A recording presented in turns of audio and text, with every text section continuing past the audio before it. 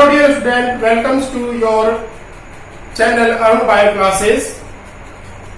तो आज हम सबसे पहले तो जो 11th क्लास में नए विद्यार्थी हुए हैं, क्योंकि हम 11th क्लास का ही टॉपिक और सिलेबस आज शुरू करने जा रहे हैं, तो जो 11th क्लास में नए विद्यार्थी आए हैं 11th कक्षा में, उनका सबसे पहले स्वागत है। उन्हें अपने आगे की पढ़ाई, आगे के अध्ययन, आगे के कैरियर के लिए बहुत बहुत शुभकामनाएं हैं। All the best, best of luck. तो आज हम 11th क्लास के बायोलॉजी सब्जेक्ट, बायोलॉजी जीव विज्ञान सब्जेक्ट का एक टॉपिक सेल यानी द सेल या कोशिका शुरू करने जा रहे हैं। बायोलॉजी विज्ञान, बायोलॉजी यानी जीव विज्ञान के अंतर्गत हम दो सब्जेक्ट्स का अध्ययन करते हैं, क्योंकि दो प्रकार के जीव यानी एक पादप और एक जंतु, दोनों का ही अध्ययन किया जाता है जीव विज्ञान के अंतर्गत।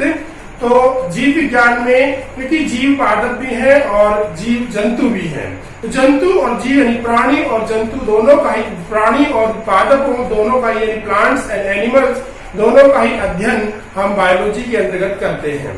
तो बायोलॉजी में सबसे जो प्लांट्स के अंदर भी और एनिमल्स के अंदर भी दोनों में एक विशेष मेन यूनिट यानी मेन इकाई जो पाई जाती है, मुख्य इकाई जो पाई जाती है वो है कोशिका, जिससे इनका पूरा शरीर बना हुआ होता है। तो आज हम कोशिका के बारे में, सेल के बारे में अध्ययन करेंगे, जो कि एक जीव को बनाने के लिए सबसे आवश्यक संरचना है, सबसे आवश्यक अंग है कोशिका। तो इस कोशिका के अध्ययन के लिए देखिए, हमने यहाँ पर एक कोशिका का चित्र भी बना रखा है, जिसका हम थोड़ी देर में अध्ययन करेंगे। बाद में पहले कोशिका के बारे में जान लेते हैं, उसकी हिस्ट्री के बारे में जान लेते हैं कि कोशिका की खोज किस प्रकार से हुई, किसने की, इसके बारे में। तो कोशिका के बारे में अध्ययन करें उससे पहले हमें कोशिका के जो कुछ मेन पॉइंट है, कुछ उसकी हिस्ट्री है, उसकी खोज है, उसके बारे में हम पहले अध्ययन करते हैं। तो कोशिका प्रत्येक जीव को बनाने के लिए आवश्यक है, सभी जीवों को, यानी कि पादप हो, एनिमल हो या प्लांट्स हो, दोनों के लिए आवश्यक है कोशिका। कोशिका जीव की संरचनात्मक क्रियात्मक इकाई है। The structure, the cell of structure and functional unit is called cell, मतलब कि कोशिका संरचनात्मक और क्रियात्मक इकाई। एक सजीव की, प्रत्येक सजीव की कोशिका संरचनात्मक और क्रियात्मक इकाई होती है। The functional and structural unit of living things is called cells, यानी कि एक सजीव की संरचनात्मक स्ट्रक्चर, उसकी संरचना को बनाने के लिए, और क्रियात्मक सारी क्रियाएं उसके अंदर होती है। देखिए संरचनात्मक किस प्रकार है। अगर अमीबा की हम बात करें तो अमीबा, जिसके बारे में आप पहले पढ़ के भी आए हुए, थोड़ा बहुत इसके बारे में जानते भी हो। अमीबा एक अनिश्चित आकृति का जीव है, परंतु वो एक कोशिका यूनिसेलुलर जीव है, एक कोशिका से बना है। तो यही कोशिका उसकी संरचना बना रही है। अगर जीव गोल आकृति का है तो वो भी उसकी संरचना एक कोशिका के द्वारा ही बनी है। तो प्रत्येक जीव की संरचना, उसकी आकारिकी को बनाने के लिए जो आवश्यक संरचना है वो कोशिका है। इस प्रकार से कोशिका एक संरचनात्मक इकाई है। कोशिका क्रियात्मक इकाई किस प्रकार है। सेल के अंदर, कोशिका के अंदर वे सभी कार्य होते हैं जो एक पूरे विकसित जीव में होते हैं। अर्थात कोशिका में श्वसन, उत्सर्जन, परिवहन, परिसंचरण, उसमें उपापचय क्रियाएं, उसका जनन यानी 1 से 2 बनना, जीव कोशिका से कोशिका का बनना, ये सभी उपापचय क्रियाएं उसके अंदर होती रहती। अन्य उपापचय क्रियाएं हैं, जो भी कार्य है वो सभी कार्य उसके अंदर उपापचय क्रियाएं होती हैं, अन्य कार्य होते हैं। तो इस प्रकार से कोशिका एक सजीव की क्रियात्मक इकाई भी है, क्रियात्मक इकाई भी है। तो संरचनात्मक, क्रियात्मक दोनों इकाई बोली जाती है कोशिका को। एक जीव, प्रत्येक जीव एक या अनेक कोशिका से मिलकर के बना होता है। एक कोशिका से बनने वाले जीवों को एक कोशिक जीव कहा जाता है, जबकि एक से अनेक कोशिकाओं से मिलकर बने हुए जीवों को बहुकोशिक जीव कहा जाता है।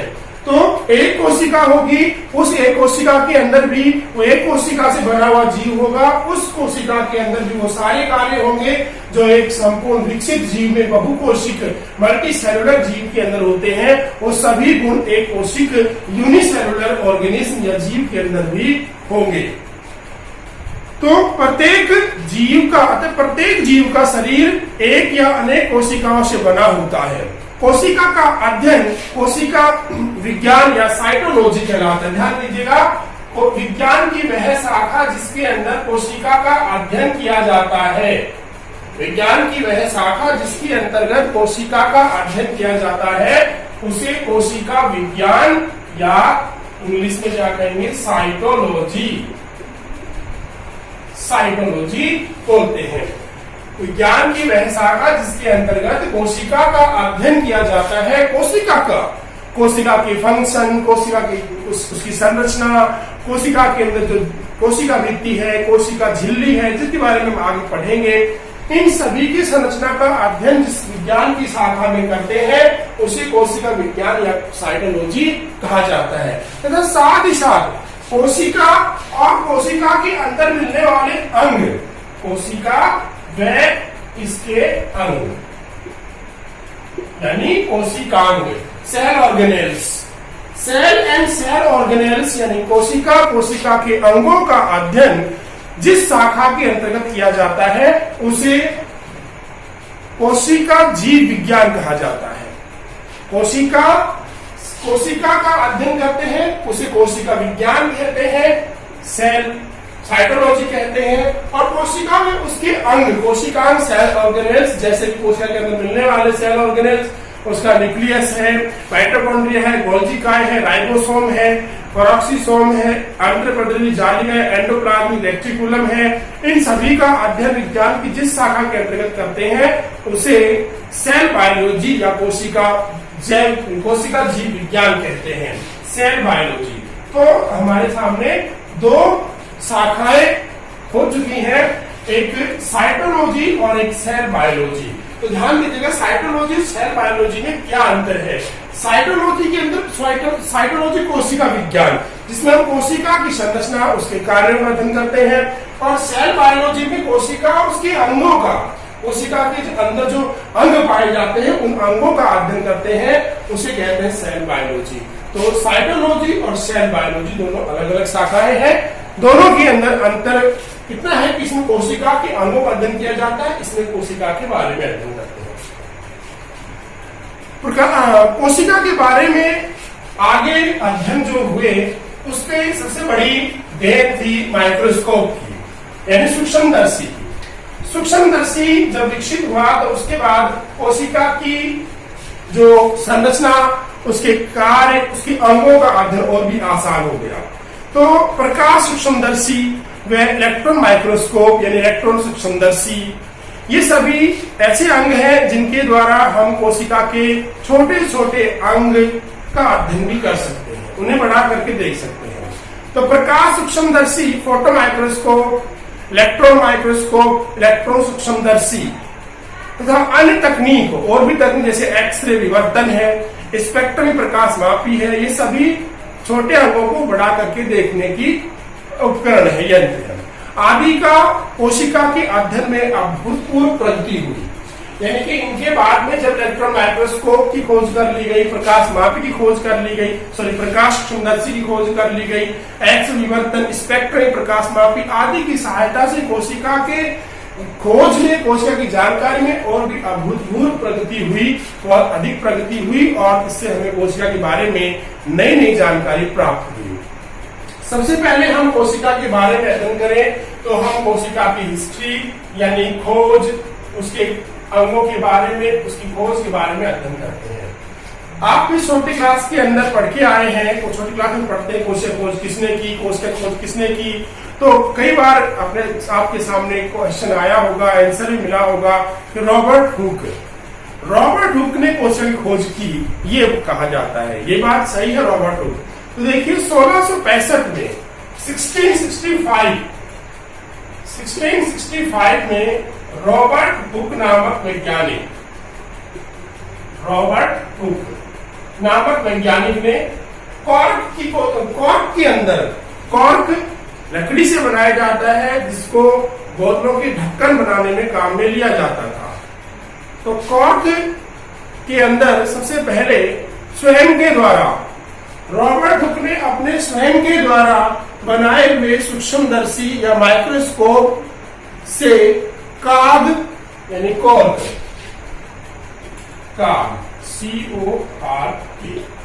कॉर्क या कॉर्क के अंदर उन्होंने कोशिका यानी कि कोष्ठिका एक बॉक्स के समान संरचनाओं को देखा और इन प्रकोष्ठीय संरचनाओं को यानी जो कोष्ठक उन्हें दिखाई दिए कॉर्क या कॉर्क के अंदर रॉबर्ट हुक ने सन 1665 में स्वयं के द्वारा बनाए हुए सूक्ष्मदर्शी के अंदर सबसे पहले उन्होंने कॉर्क या कॉर्क के अंदर कोष्ठिकाओं को यानी कोष्ठकों को प्रकोष्ठ समान संरचनाओं को देखा और उन्हें जो कि मृत कोशिकाएं थी कॉर्क के अंदर मृत कोशिकाएं थी तो रॉबर्ट हुक ने मृत कोशिकाओं का अध्ययन किया था और मृत कोशिका की खोज की थी मृत कोशिका के बारे में उन्होंने बताया था। तो कॉर्क के अंदर या कॉर्क के अंदर उन्होंने सबसे पहले प्रकोष्ठों को देखा और इन प्रकोष्ठों को उन्होंने कोशिका नाम ना देकर क्या कहा, सेल्यूली नाम दिया, सेल्यूली कहा, इन्हें सेल्यूली नाम दिया और ये सेल्यूली कहा। इन प्रकोष्ठों को सेल्यूली नाम दिया इन्होंने कि जो कॉर्क के अंदर संरचनाओं को देखा मृत संरचनाओं को इन्हें सेल्यूली नाम दिया। इसके बाद में इन्हीं को कोशिका कहा गया। ये जो प्रकोष्ठ रॉबर्ट हुक के द्वारा देखे गए थे कॉर्क के अंदर या कॉर्क के अंदर इन्हें बाद में सेल्यूली नाम दिया गया और इन्होंने अपनी पुस्तक माइक्रोग्राफिया में इसका वर्णन किया। रॉबर्ट हुक ने जो खोज की कोशिका के बारे में उसका वर्णन इन्होंने अपनी पुस्तक माइक्रोग्राफिया के अंदर इन्होंने इसका वर्णन किया।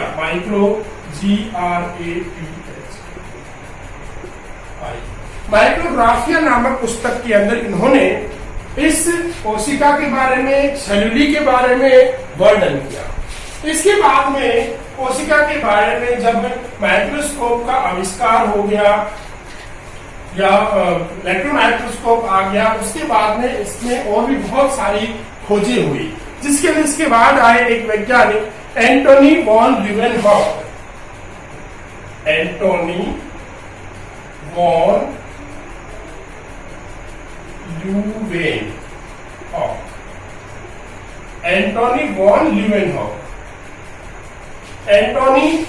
ल्यूवेनहॉक ये हुए 1674 के अंदर 1674 में 1674 में एंटोनी वॉन ल्यूवेनहॉक ने जीवित कोशिकाओं को देखा, जीवित कोशिकाओं का अध्ययन किया।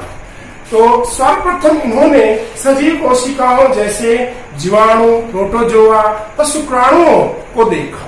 शुक्राणु भी अपने आप में कोशिका है, जनन कोशिका है, वो जनरेटिव सेल है जनन कोशिका। तो सर्वप्रथम सजीव कोशिकाओं जैसे जीवाणु, प्रोटोजोआ, शुक्राणु को देखा और इन्होंने इनको एनिमलक्यूल नाम दिया। एंटोनी वॉन ल्यूवेनहॉक ने इन सजीव कोशिकाओं को एनिमलक्यूल नाम दिया, एनिमलक्यूल नाम दिया।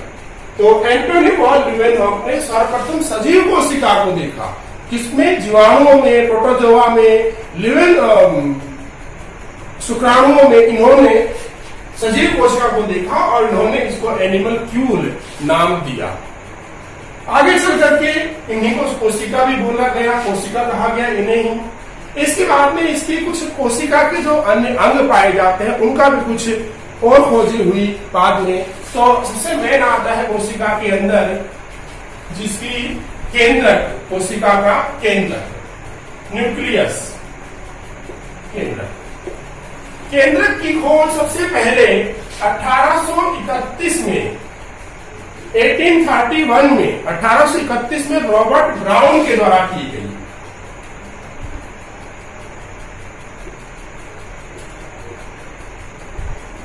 रॉबर्ट ब्राउन 1831 में रॉबर्ट ब्राउन के द्वारा केंद्रक की खोज की गई ट्रेडेस्केंसिया की कोशिकाओं में। ट्रेडेस्केंसिया एक पादप है। इस पादप के अंदर की कोशिकाओं में केंद्रक को सबसे पहले रॉबर्ट ब्राउन ने देखा और उसका अध्ययन किया। केंद्रक की और इन्होंने ब्राउनियन गति का वर्णन भी किया है। रॉबर्ट ब्राउन ने ब्राउनियन गति उनके नाम पर रखा गया है, ब्राउनियन मूवमेंट जो है उसका अध्ययन भी किया था इन्होंने, वो भी किया था इन्होंने। तो इस प्रकार से कोशिका की जो खोज है वो सबसे पहले 1665 में रॉबर्ट हुक के द्वारा मृत कोशिकाओं की खोज की गई कॉर्क के अंदर। उसके बाद में 1674 में यानी कि 1674 में एंटोनी वॉन ल्यूवेनहॉफ के द्वारा सजीव कोशिकाओं की खोज की गई और वो सजीव कोशिकाएं इन्होंने जीवाणु, प्रोटोजोआ और शुक्राणु कोशिकाओं का अध्ययन किया। रॉबर्ट हुक ने इनको सेलुलर नाम दिया, जबकि एंटोनी वॉन ल्यूवेनहॉफ ने इन्हें एनिमलक्यूल कहा। इसके बाद में इसका एक मुख्य अंग नियंत्रण इकाई जिसे कहा जाता है कंट्रोल यूनिट, केंद्र के न्यूक्लियस की खोज 1831 में रॉबर्ट ब्राउन के द्वारा की गई ट्रेडिस्केंसिया पादप की कोशिकाओं के अंदर। इसके बाद में कोशिका को आगे समझने के लिए सिद्धांत दिए गए। तो कोशिका सिद्धांत, जिसके अंदर कोशिका जीव किससे बना है, कोशिका से बना है और एक कोशिका का निर्माण कैसे होता है, कोशिका क्या है, इसके बारे में सिद्धांत दिए गए। सबसे पहला सिद्धांत दिया गया 1838 और 39 में, दो वैज्ञानिक थे उनके द्वारा दिया गया 1838 और 39 में। ये जो सिद्धांत दिए गए ये दिए गए Matthias Schleiden, Matthias Jacob Schleiden होता है पूरा नाम इनका, और दूसरे वैज्ञानिक थे थियोडोर स्वान।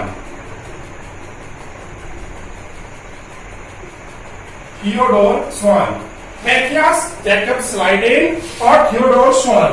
1838 में मैथियास स्लाइडेन ने वनस्पति कोशिकाओं का अध्ययन किया, पादपों का अध्ययन किया और ये देखा कि पादपों का शरीर कोशिकाओं से मिलकर के बना है।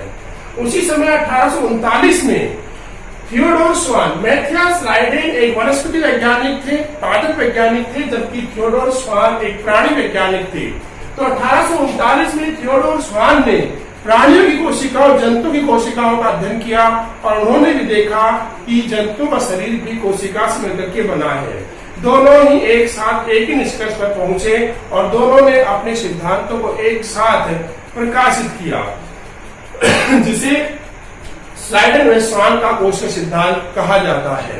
दोनों एक ही निष्कर्ष पर पहुंचे कि पादप और जंतुओं का शरीर कोशिका से मिलकर के बना है। दोनों की संरचना, दोनों ही पादप और जंतु कोशिकाओं में बहुत सारी समानताएं पाई जाती हैं।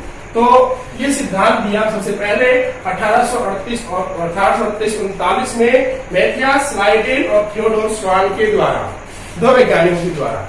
इसके बाद में और भी आगे खोजें हुई 1781 के अंदर, थोड़ा ये पीछे चले गए हम, 1781 में, 1781 1781 पीछे में केंद्रक की अंदर संरचना और पाई जाती है, जैसे कि ये कोशिका है, फिर उसका केंद्रक है। केंद्रक में एक जगह पर गहरी संरचना पाई जाती है।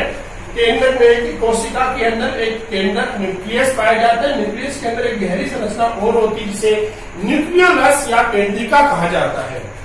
इस केंद्रिका की खोज 1781 में वैज्ञानिक फोंटाना के द्वारा की गई।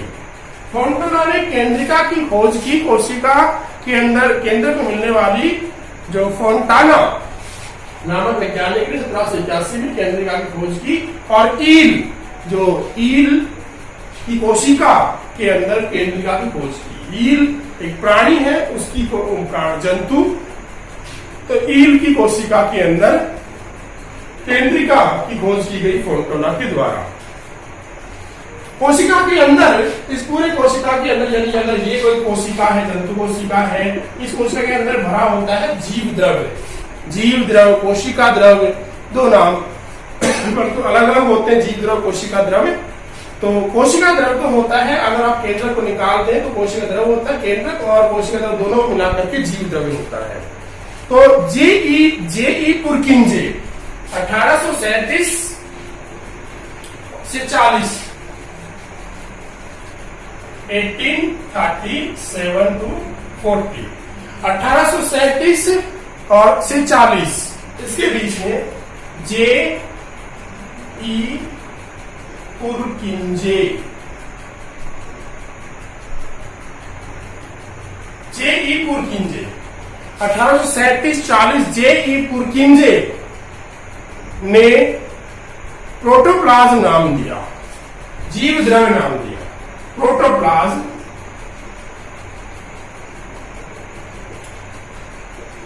या जीव द्रव्य।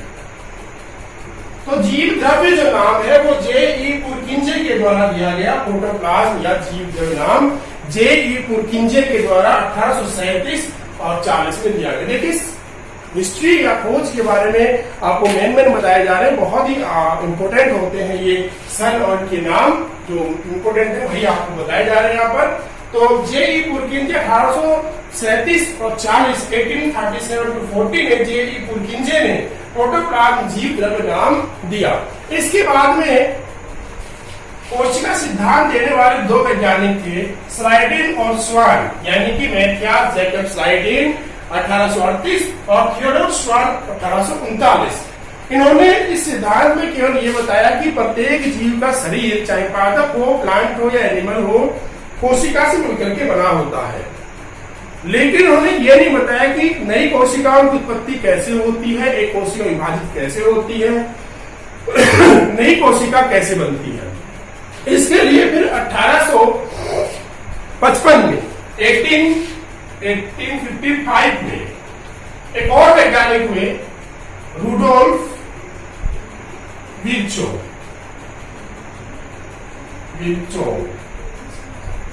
रुडोल्फ विर्चो ने 1855 रुडोल्फ विर्चो ने आधुनिक कोशिका सिद्धांत दिया, मॉडर्न सेल थ्योरी, आधुनिक कोशिका सिद्धांत दिया। और इन्होंने ये बताया कि कोशिका पहले से उपस्थित कोशिका से ही बनती है। इन्होंने नए सिद्धांत 1855 में रुडोल्फ विर्चो ने मॉडर्न सेल थ्योरी प्रतिपादित की और उन्होंने ये बताया कि नई कोशिकाओं का निर्माण पुरानी कोशिकाओं से ही होता है, अर्थात नई कोशिका का निर्माण पहले से जो जीवित कोशिका उपस्थित है उसी से बनती है।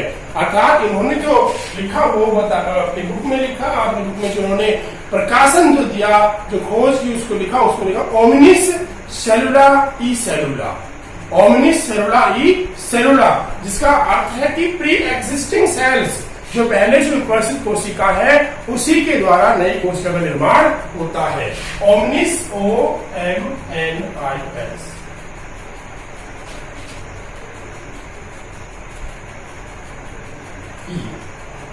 सेलुला।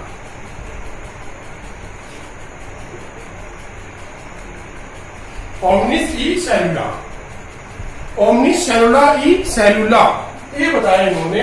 इसका अर्थ होता है कि पहले से विद्यमान जो प्री एक्सिस्टिंग सेल है उसी से नई कोशिकाओं का निर्माण हुआ है। रुडोल्फ विर्चो के द्वारा 1855 में मॉडर्न सेल थ्योरी का प्रतिपादन किया गया, जिसके अंदर बताया गया कि ओमनिस सेलुला ई सेलुला, अर्थात नई कोशिकाओं का निर्माण पहले से उपस्थित जीवित कोशिकाओं के द्वारा होता है। इसके बाद में कॉलिकर नामक एक वैज्ञानिक हुए 1862 में। कॉलिकर 1862, कॉलिकर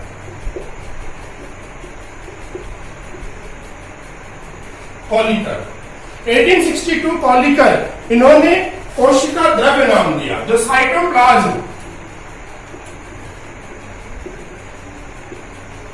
कोशिका द्रव्य या साइटोप्लाज्म, यहाँ पे लिखा कोशिका द्रव्य, कोशिका के अंदर मिलने वाला जो तरल पदार्थ होता है कोशिका द्रव्य, जिसके अंदर अनेक संरचनाएं सस्पेंसिव होती, निलंबित होती, सस्पेंडेड होती हैं, उन सभी संरचना कोशिका द्रव्य कहा जाता है। तो साइटोप्लाज्म सब जो है कॉलिकर के द्वारा 1862 के अंदर, 1862 के अंदर दिया गया।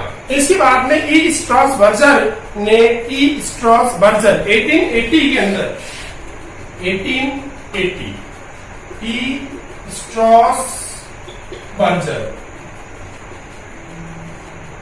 ई स्ट्रासबर्गर 1880 के अंदर, 1880 के अंदर ई स्ट्रासबर्गर के द्वारा न्यूक्लियोप्लाज्म केंद्रक द्रव्य नाम दिया, साइटोप्लाज्म भी दिया गया और केंद्रक द्रव्य न्यूक्लियोप्लाज्म नाम दिया गया। केंद्रक द्रव्य क्या होता है? केंद्रक के अंदर मिलने वाला जो द्रव्य है वो केंद्रक द्रव्य कहलाता है। उसे न्यूक्लियोप्लाज्म या केंद्रक द्रव्य नाम दिया स्ट्रासबर्गर ने और साइटोप्लाज्म नाम भी दिया गया। इन्होंने स्ट्रासबर्गर ने 1870 के अंदर यानी कि 1870 में पादपों में समसूत्री विभाजन का अध्ययन भी किया। पादप कोशिका में समसूत्री विभाजन अर्थात एक कोशिका दो बराबर भागों में बढ़ जाती है। समसूत्री एक कोशिका का दो बराबर भागों में उसी दूसरों का बढ़ जाना समसूत्री विभाजन कहलाता है। तो समसूत्री विभाजन का अध्ययन 1870 के अंदर ई स्ट्रासबर्गर के द्वारा पादप कोशिकाओं में किया गया। तो ये था कुछ संक्षेप में कोशिका का इतिहास। कोशिका के बारे में, इसके अंगों के बारे में और भी बहुत इतिहास है। जब अंगों का अध्ययन करेंगे हम एक एक कोशिका के अंग का, उस समय इस इतिहास के बारे में भी, इन खोजों के बारे में भी हम पढ़ते चलेंगे। अब तक के लिए इतना ही, इतिहास बहुत है। तो देखिए कोशिका के बारे में सबसे पहले 1665 के अंदर रॉबर्ट हुक के द्वारा खोज की गई मृत कोशिका की। फिर उसके बाद 1674 में एंटोनी वॉन लीवेनहॉक के द्वारा जीवित कोशिकाओं की खोज की गई, जीवाणु, प्रोटोजोआ और शुक्राणुओं के अंदर शुक्राणु कोशिका के बारे में। 1831 में रॉबर्ट ब्राउन ने ट्रेडिस्केंसिया पादप की पत्तियों में केंद्रक की खोज की, उनकी कोशिकाओं में केंद्रक की खोज की। उसके बाद में कोशिका क्या है, कोशिका जीव कैसे बना है, यानी कि कोशिकाओं के द्वारा जीव का निर्माण हुआ है, इसके बारे में बताया मैथियास, जैकब स्लाइडेन और थियोडोर स्वान ने, दो वैज्ञानिक 1838 और 39 में, जिन्होंने कोशिका सिद्धांत प्रतिपादित किया। इसके बाद में फोंटोना ने 1781 के अंदर केंद्रिका की खोज की गई। केंद्र में मिलने वाले एक गहरी संरचना केंद्रिका ईल, जो एक जीव है, उसकी कोशिका के अंदर केंद्रिका की खोज की गई। 1837 to 40 के अंदर J.E. पुरकिंजे नामक वैज्ञानिक ने प्रोटोप्लाज्म यानी जीव द्रव्य नाम दिया। रूडोल्फ विर्चो, जो कि मैथियास, स्लाइडेन और स्वान के द्वारा कोशिका सिद्धांत कंप्लीट नहीं किया गया था, आगे ये नहीं बताया गया था कि नई कोशिका की उत्पत्ति कैसे हुई है। रूडोल्फ विर्चो ने 1855 में 1855 के अंदर ये कहा कि पुरानी कोशिकाएं जो पहले से उपस्थित कोशिकाएं हैं, उन्हीं से ही नई कोशिकाओं का निर्माण होता है। इन्होंने अपनी भाषा में ओमनिस सेलुला ई सेलुला लाइन भी की, इसका अर्थ होता है कि प्री एक्सिस्टिंग सेल के द्वारा नई सेल से निर्माण होता है, पहले से उपस्थित कोशिकाओं के द्वारा नई कोशिकाओं का निर्माण होता है या उत्पत्ति होती है। कॉलिका नामक वैज्ञानिक ने 1862 में कोशिका द्रव्य नाम दिया। कोशिका द्रव्य का आगे नाम जो है ई स्ट्रासबर्गर के द्वारा दिया गया साइटोप्लाज्म, और केंद्र में मिलने वाले केंद्रक द्रव्य को न्यूक्लियोप्लाज्म या केंद्रक द्रव्य नाम दिया। तो ये कुछ शॉर्ट में इसका इतिहास था। इसके बाद हम चलते हैं कोशिका के अंदर आगे के अध्ययन में। तो कोशिका सिद्धांत के बारे में, कोशिका सिद्धांत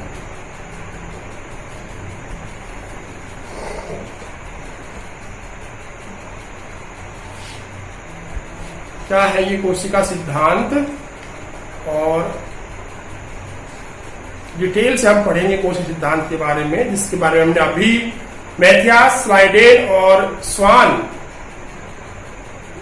जो वैज्ञानिक थे, उन्होंने इसके बारे में कुछ बताया था शॉर्ट में, उसी को हम अब डिटेल से थोड़ा अध्ययन करेंगे इसके बारे में।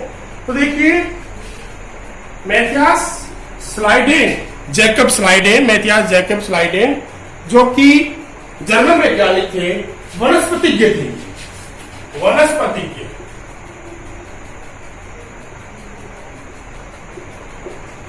बॉटनिस्ट, वनस्पति वैज्ञानिक थे। ये जर्मन वनस्पति वैज्ञानिक Matthias Jacob Schleiden, Matthias Jacob Schleiden, ये 1838 में 1838 मैथियास जैकब स्लाइडेन ने 1838 में विभिन्न पादपों में, विभिन्न प्लांट्स में टिश्यूज, उत्तकों का, उत्तक क्या होते हैं? कोशिकाओं का, बहुत सारी कोशिकाओं का एक समूह जो एक समान कार्य करता हो, उत्तक कहलाता है। उत्पत्ति अलग अलग जगह से हो सकती है, परंतु समान कार्य करता हो, उत्तक कहलाता है। तो विभिन्न पादपों में ऊतकों का अध्ययन करने पर यह निष्कर्ष निकाला, इन्होंने पादप कोशिकाओं पर अध्ययन करके निष्कर्ष निकाला कि इन ऊतकों का निर्माण कोशिकाओं से होता है। इसी क्रम में आगे चल करके 1839 में एक और वैज्ञानिक थियोडोर स्वान, ये एक प्राणी वैज्ञानिक थे।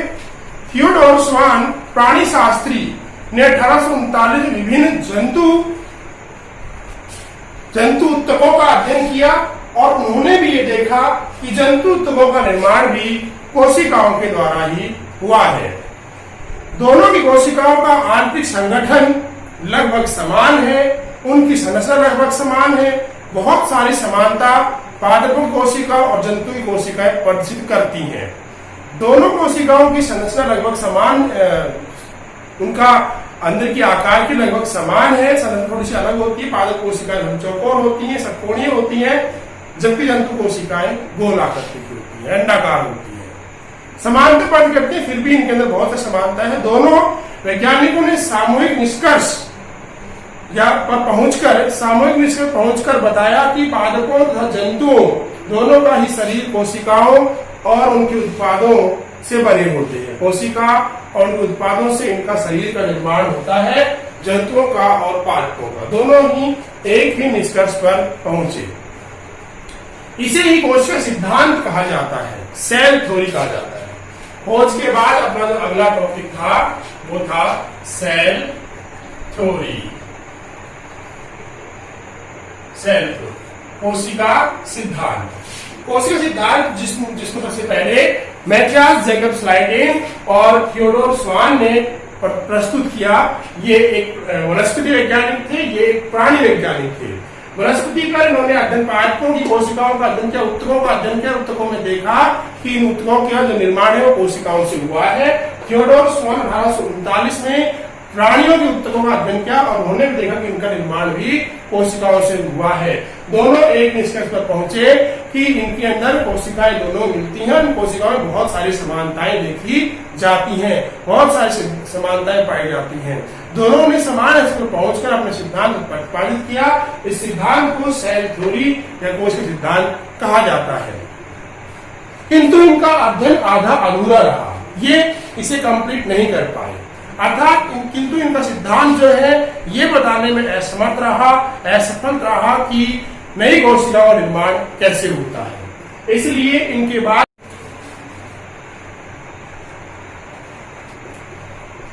रुडोल्फ विर्चो नामक वैज्ञानिक ने 1885 में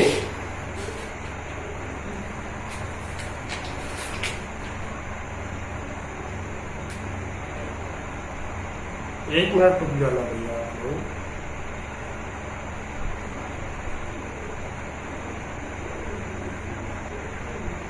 हाँ 55 में, सॉरी 1855, 1855 डेटा करिए, आगे पीछे हो तो आपको कंफर्म करके बता देंगे। अभी देखिए 1855 में रुडोल्फ विर्चो ने आगे चल करके इस कोशिका सिद्धांत को और आगे बढ़ाया और उन्होंने बताया कि नई कोशिकाओं की उत्पत्ति पहले से उपस्थित कोशिकाओं के द्वारा होती है। पहले से उपस्थित कोशिकाएं विभाजित होती हैं और उनके द्वारा उसकी उत्पत्ति होती है। पूर्व कोशिकाओं के विभाजन से होती है। उपरोक्त कथन को इन्होंने इस प्रकार से बताया, ओमिनिस सेलुला ई सेलुला, जो हमने आपको बताया था, ओमिनिस सेलुला ई सेलुला, जिसका अर्थ होता है all cells arise from pre-existing cell. All cell arise from pre-existing cell, अर्थात नई सेल्स का निर्माण, सभी कोशिकाओं का निर्माण पहले से उपस्थित कोशिकाओं के द्वारा होता है। ये बताया रुडोल्फ विर्चो ने। रुडोल्फ विर्चो के द्वारा दिए गए इस सिद्धांत को मॉडर्न सेल थ्योरी कहा जाता है, आधुनिक कोशिका सिद्धांत कहा जाता है। इन्होंने इस सिद्धांत के बारे में कुछ और बातें वर्णित की जो निम्न प्रकार है। सबसे पहले उन्होंने कहा कि प्रत्येक सजीव की देह या शरीर एक या अधिक कोशिकाओं से बनी होती है। प्रत्येक सजीव का शरीर एक या अनेक कोशिकाओं के द्वारा बना होता है। अतः कोशिका सजीवों की संरचनात्मक एवं आकार की इकाई है। प्रत्येक सजीव का रूडोल्फ विर्चो के द्वारा दिए गए सिद्धांत का पहला मत था कि प्रत्येक सजीव का शरीर कोशिका से मिलकर के बना होता है। एक कोशिका, दो कोशिका ऐसे जुड़ करके कोशिका शरीर का निर्माण होता है। या तो एक कोशिका का शरीर हो सकता है या अनेक कोशिका का शरीर हो सकता है।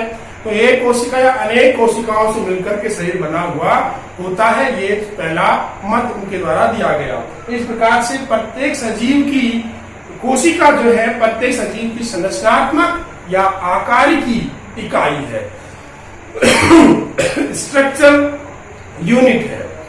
अगला आधारभूत, दूसरा नंबर 2 पे उन्होंने क्या बताया, आधारभूत स्वरूप में सभी कोशिकाएं एक समान होती है। अर्थात जब एक कोशिका बनती है, शुरुआत में स्टार्टिंग में नई कोशिका बनती है, उस समय सभी कोशिकाएं आधारभूत रूप से एक समान होती है।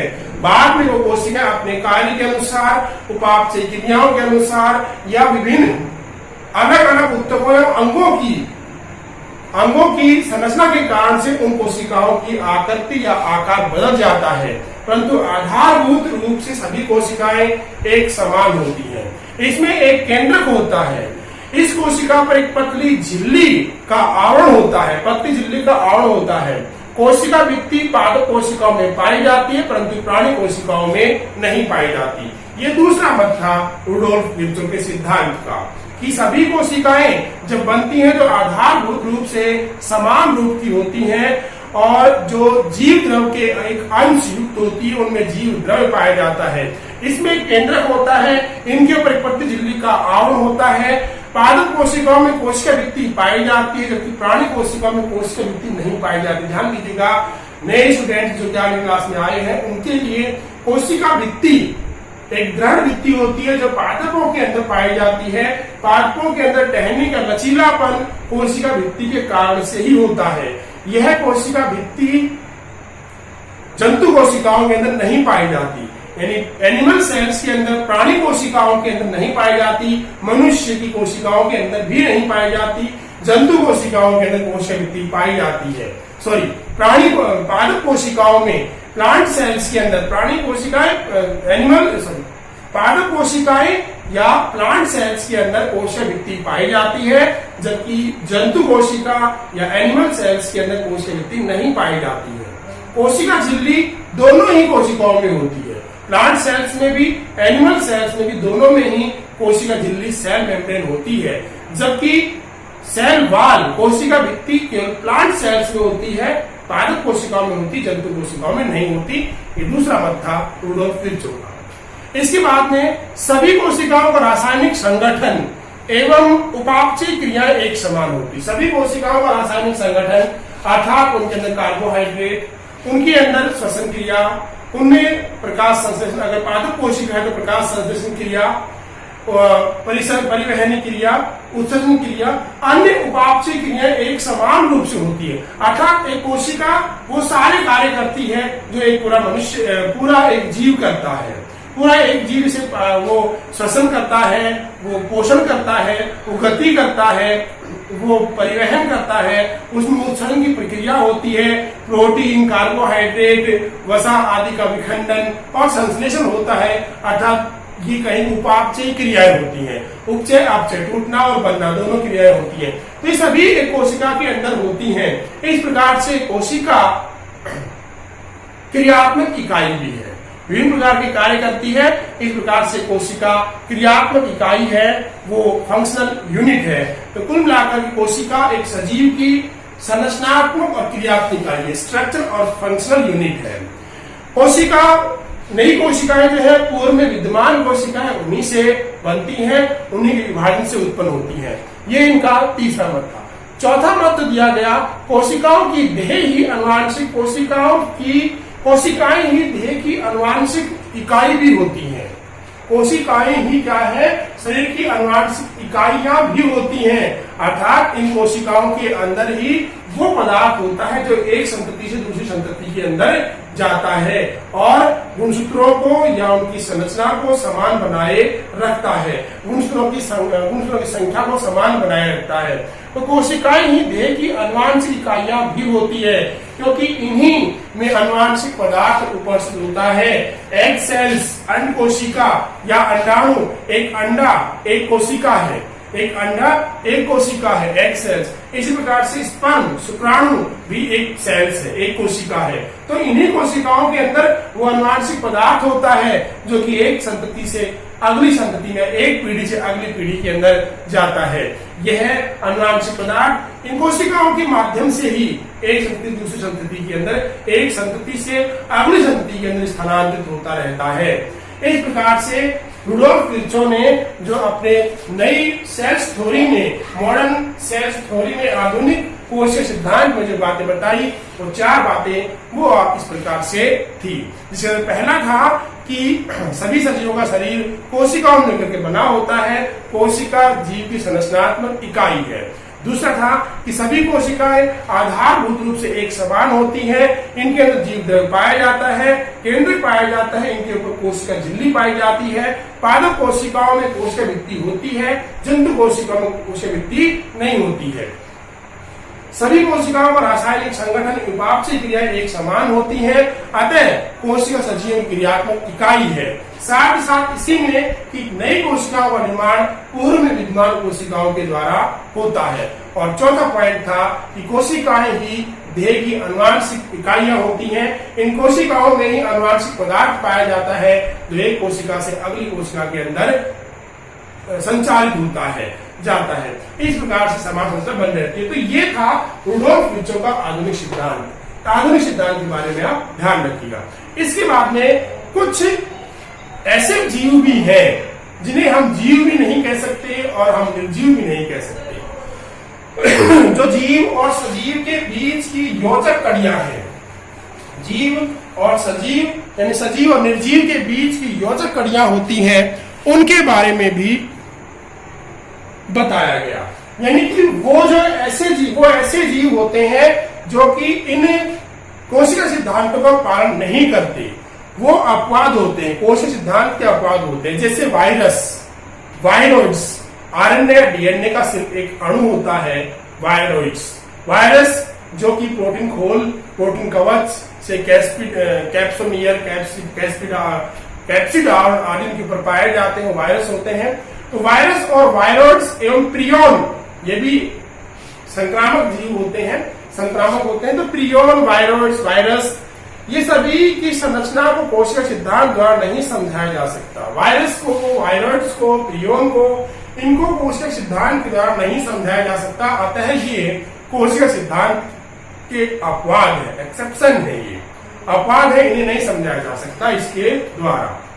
तो ये अविकल्पित परजीवी है, अर्थात इन्हें जब तक अपना कोई विकल्प नहीं मिल जाएगा, जब तक जीवित सेल नहीं मिल जाएगी, पादप कोशिका या जंतु कोशिका, कोई भी कोशिका इन्हें मिल जाएगी, तो ही ये आगे अपनी ग्रो कर सकते हैं, आप खुद विभाजित हो सकते हैं, उपापचय क्रियाएं कर सकते हैं, नए पदार्थ या नए अपने समान नए वायरस बना सकते हैं। तो ये सिर्फ अविकल्पित परजीवी होते हैं, अर्थात उपकोशिकीय हैं, इन्हें कोशिका, जीवित कोशिका की आवश्यकता होती है। तो ये अपवाद क्यों है? इसका कारण है कि इनमें स्वतंत्र विभाजन की क्षमता नहीं पाई जाती। जिस प्रकार से कोशिका, पूर्व में विद्यमान कोशिका, रुडोल्फ विर्चो ने बताया था कि पूर्व में विद्यमान कोशिका विभाजित होकर के 2 कोशिका बना लेती है, अपने आप बना लेती है वो।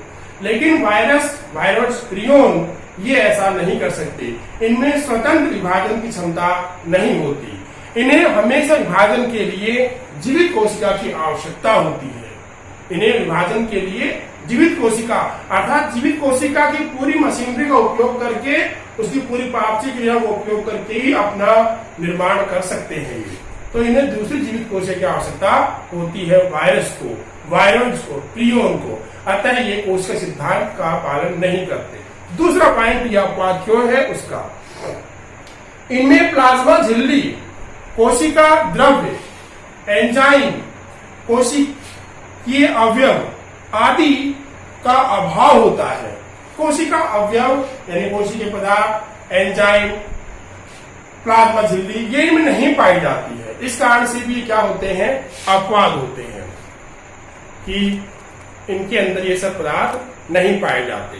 जबकि कोशिका के अंदर एंजाइम पाए जाते हैं, उसके अंदर कोशिकीय अवयव पाए जाते हैं, उसमें प्लाज्मा झिल्ली पाई जाती है, कोशिका द्रव पाया जाता है। लेकिन वायरस में, प्रियॉन्स में, वायरोइड्स में ये सब नहीं होते, अतः ये अपवाद है। तीसरा है कि सामान्यतः इनमें केवल एक केंद्रक अम्ल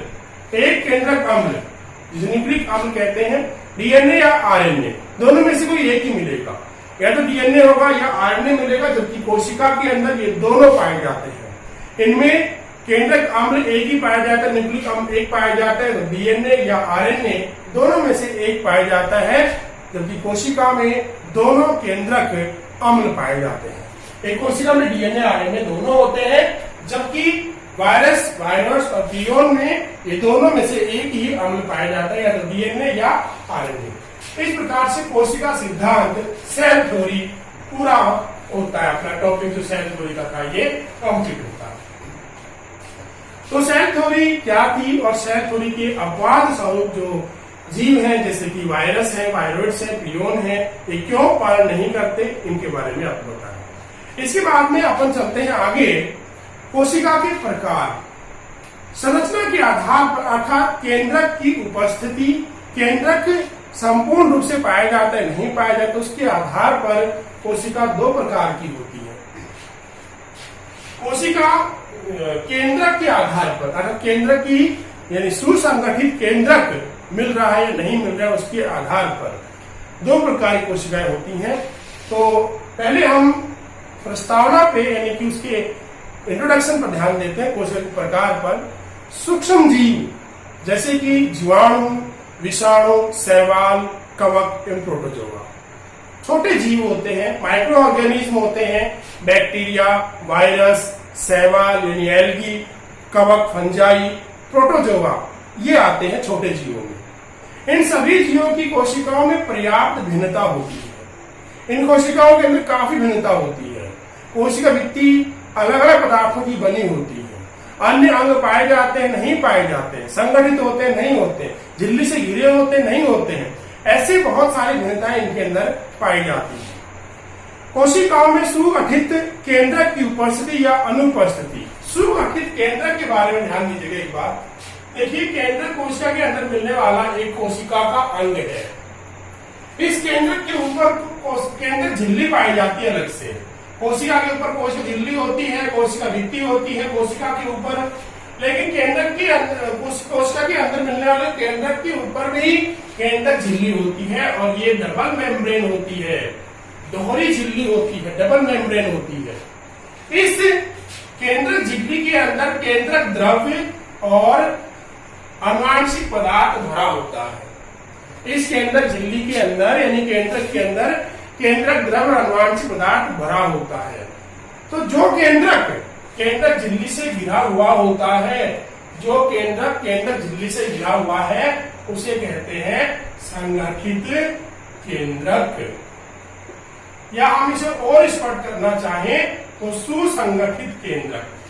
सुसंगठित केंद्रक होता है जिस केंद्रक पर केंद्रक झिल्ली पाई जाती है, वो सुसंगठित केंद्रक होता है। तो कोशिकाओं में यदि सुसंगठित केंद्रक पाया जा रहा है तो वो एक विकसित कोशिका मानी जाती है। और सुसंगठित केंद्रक युक्त कोशिका को क्या कहते हैं? यूकैरियोटिक कोशिका कहा जाता है। सुसंगठित केंद्रक युक्त कोशिका, जिस कोशिका में सुसंगठित केंद्रक होगा उसे यूकैरियोटिक कोशिका, या हिंदी में कहें तो ससीम केंद्रीय कोशिका, ससीम केंद्रीय कोशिका, ससीम केंद्र की कोशिका। सुसंगठित केंद्र क्या है? जिस केंद्र पर केंद्रक झिल्ली पाई जाती है और उसका आनुवांशिक पदार्थ केंद्रक झिल्ली के अंदर बंद होता है, उसे सुसंगठित केंद्र कहा जाता है। सुसंगठित केंद्र की कोशिका को यूकैरियोटिक कोशिका या ससीम केंद्र की कोशिका कहते हैं। इसके बाद दूसरा, सुसंगठित युक्त केंद्रक नहीं मिलता।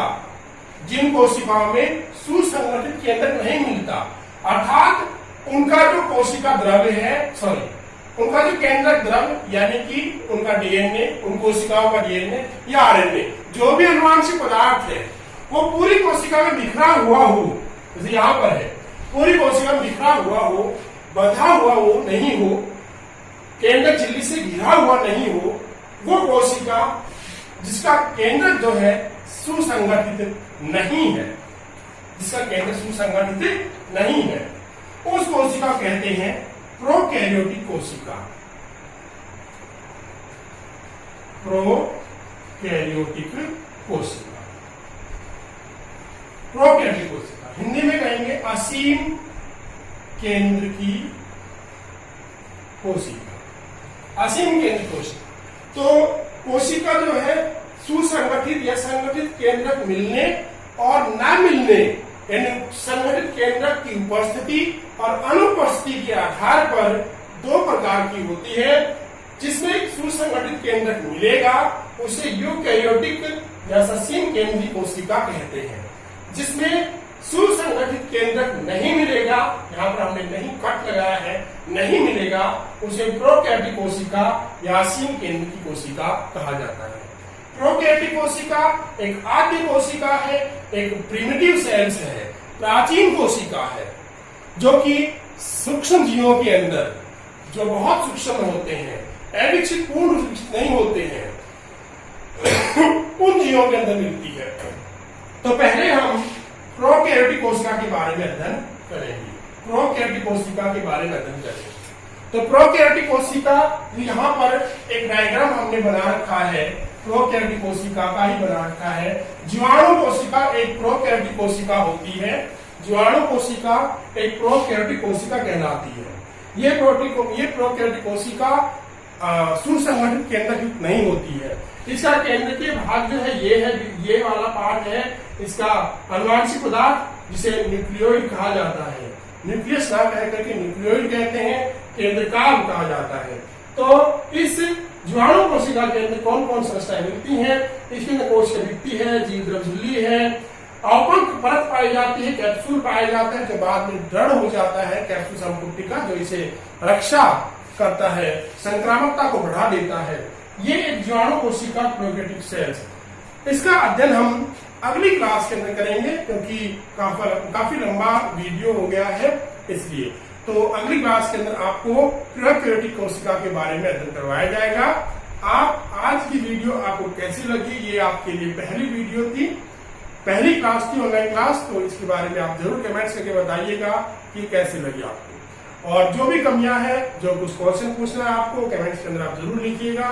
अगली क्लास के अंदर फिर से आपको एक नए टॉपिक प्रोकैरियोटिक कोशिका, प्रोकैरियोटिक सेल्स के बारे में लेकर के उपस्थित होंगे। धन्यवाद, थैंक यू।